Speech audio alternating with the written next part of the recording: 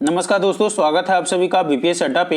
देखिए, supreme court का एक जजमेंट आया है जिसमें कहा गया है कि बाइपोलर मैन को एज अ जज अपॉइंट किया जाए। तो अब आपके सामने एक वर्ड है बाइपोलर मैन। इसके बारे में हम समझाएंगे आपको कि बाइपोलर मैन कहते किसको हैं, और इससे पहले हम इस जजमेंट को देखेंगे कि आखिर जजमेंट जो है वो किस चीज से जुड़ा हुआ है और किस व्यक्ति से जुड़ा हुआ है। आखिर मामला क्या था जब ये सुप्रीम कोर्ट को बाइपोलर मैन पर अपना जजमेंट देना पड़ा। तो देखिए, ये संजय किशन कौल जिनके अध्यक्षता में ये बेंच बैठा था, उन्होंने फैसला दिया है और उन्होंने कहा है कि there was no impediment in Bhavya Nain taking charge as a judicial officer in one of the district court in national capital and discharging his duty as a जज। कहा इन्होंने कि भाई इसमें कोई दिक्कत नहीं है कि अगर Bhavya Nain as a judicial officer district court of Delhi में अगर वो चार्ज लेते हैं तो इसमें कोई दिक्कत नहीं है। लेकिन मामला क्या है, पूरा मामला आपको मैं बता दूं। पूरा मामला यह है कि भव्या नैन जो है दिल्ली जुडिशियल सर्विसेज 2018, ठीक है, 2018 का एग्जामिनेशन इन्होंने क्लियर किया था। लेकिन इन्होंने जो एग्जामिनेशन क्लियर किया था वो पीडब्ल्यूडी कैटेगरी में क्लियर किया था, ठीक है, पर्सन विद डिजेबिलिटी कैटेगरी। अर्थात इससे आपको समझ में आ रहा होगा कि पीडब्ल्यूडी कैटेगरी उसके लिए होता है जिसके पास कुछ डिजेबिलिटी है, अर्थात मेडिकली वो फिट नहीं है, ठीक है। तो पीडब्ल्यूडी कैटेगरी में उन्होंने ये एग्जामिनेशन क्लियर किया था, लेकिन उनके कैंडिडेचर को, अर्थात उनकी जो अर्हता है उनको रिजेक्ट कर दिया गया था मई 2019 में दिल्ली हाई कोर्ट के द्वारा। सो दिल्ली हाई कोर्ट ने इनके कैंडिडेचर जो इन्होंने अपना दिल्ली जुडिशियल सर्विसेज क्लियर किया था उसको रिजेक्ट कर दिया था। उन्होंने कहा था कि भाई he would not be able to effectively discharge his duty as judicial officer because of his mental illness. तो अब आपको कुछ समझ में आ रहा होगा, थोड़ा बहुत बिग पिक्चर बन रहा होगा कि आखिर मामला पूरा क्या है। दिल्ली हाई कोर्ट ने ये फैसला सुनाया कि भाई वो जो हैं वो अपना ड्यूटी सही ढंग से नहीं निभा सकते हैं because of the mental illness.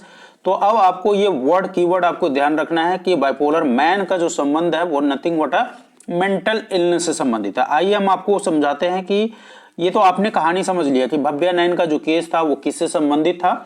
तो mental illness, Delhi high court ने एक जजमेंट दिया था जिसमें इनके कैंडिडेचर को रिजेक्ट कर दिया गया था।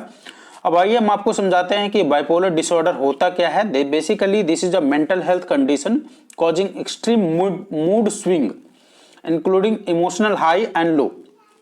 अब ये मूड स्विंग का मामला है, ठीक है। मूड स्विंग आप देखते होंगे कि बहुत सारे व्यक्ति में, पहले इसको मैं आपको इस न्यूज को पढ़ देता हूं। इसमें मूड स्विंग से जो संबंधित न्यूज क्या है, तो bipolar disorder is a mental health condition. क्या है ये? मेंटल हेल्थ कंडीशन है which causing extreme mood swing including emotional high and lows and according to World Health Organization, अगर WHO की बात माने तो 6th लीडिंग डिजीज है ये वर्ल्ड में, ठीक है।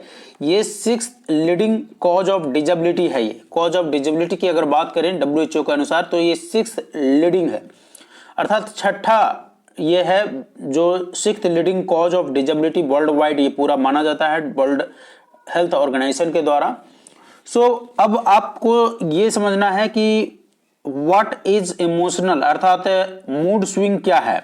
मूड स्विंग से मतलब, मूड स्विंग आप देखे होंगे बहुत सारे व्यक्ति में कि पल भर में बहुत गुस्सा हो जाता है, एकदम कुछ भी जजमेंट दे देगा, और पल भर में थोड़ा सा एकदम मायूस हो जाएगा और नॉर्मल बिहेव करने लगेगा। तो इसको हम बोलते हैं मूड स्विंग। मतलब वो थोड़े सा समय में कुछ और है व्यक्ति, दूसरे समय में कुछ और है व्यक्ति, तो उसके मूड पर आप स्टेबिलिटी नहीं बोल सकते हैं। तो इसीलिए दिल्ली हाई कोर्ट ने ये जजमेंट दिया था कि ऐसे व्यक्ति को हम एज ए जुडिशियल ऑफिसर के तौर पर हम अपॉइंट नहीं कर सकते हैं, क्योंकि वो किसी भी तरह का फैसला ले सकते हैं।